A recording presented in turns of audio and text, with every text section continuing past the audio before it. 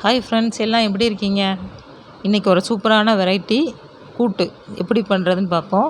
இது நம்ம மஞ்சள் வெள்ளரிக்கான்னு சொல்லுவோம், சில சாம்பார் வெள்ளரிக்கான்னு சொல்லுவோம். இதை மாதிரி வாங்கிருங்க ஒன்று. இது ரொம்ப டேஸ்ட்டாக இருக்கும். இது தோசைக்காய் அப்படின்னு சொல்லுவாங்க. நம்ம வெள்ளரிக்கான்னு தான் நாங்கள் சொல்லுவோம். இதை வாங்கிட்டு நடுவில் உள்ள இந்த விதையெல்லாம் எடுத்துருங்க. எடுத்துட்டிங்களா? அடுத்து இதை சின்ன சின்னதாக கட் பண்ணிடணும். இது நல்லா டேஸ்ட்டாக இருக்கும். வெயில் காலத்துக்குலாம் ரொம்ப நல்லது. கொஞ்சமாக ஆயில் ஊற்றிடுங்க. 1 டீஸ்பூன் சீரகம், 1 டீஸ்பூன் சோம்பு, 1 டீஸ்பூன் கடுகு, எல்லாத்தையும் போட்டுட்டு கொஞ்சம் நல்லா பொரியட்டும்.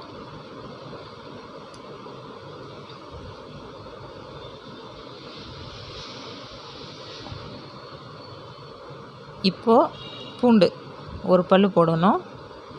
கருவேப்பிலை 1 பல் பூண்டு சேர்த்துருங்க.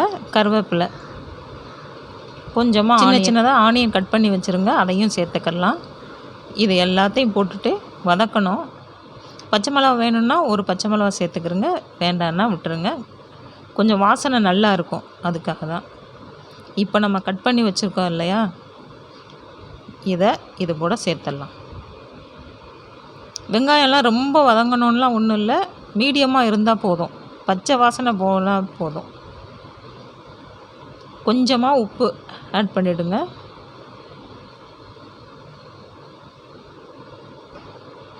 அதையும் சேர்த்து நல்லா கிளறிடலாம்.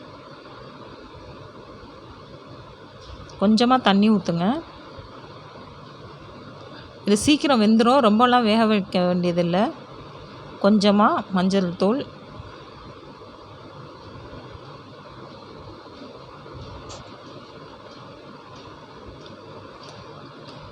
தேங்காய் போடணும், அப்போ தான் நல்லாயிருக்கும். நான் தேங்காயை அரைச்சி வச்சுருக்கேன். இதில் கொஞ்சமாக மஞ்சள் தூள், சீரகம் சோம்பு தூள் போடுங்க, நல்லா டேஸ்ட்டாக இருக்கும்.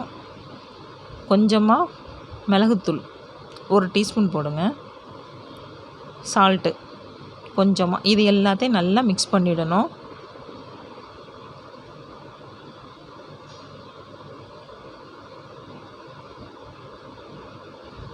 மிக்ஸ் பண்ணிவிட்டு நம்ம இந்த வெள்ளரிக்காய் கூட ஆட் பண்ணிடலாம். ஆட் பண்ணியாச்சு. இப்போ நல்லா கிண்டி விட்டுருங்க. கிண்டி விட்டு ஒரு 2 நிமிஷம் அந்த தண்ணி வடிகிறதுக்கும் இதுக்கும் கரெக்டாக வரணும். ஒரு 2 நிமிஷம் வச்சு எடுங்க, ரெடி ஆயிரும். செஞ்சு பாருங்கள், ரொம்ப டேஸ்ட்டாக இருக்கும் இது.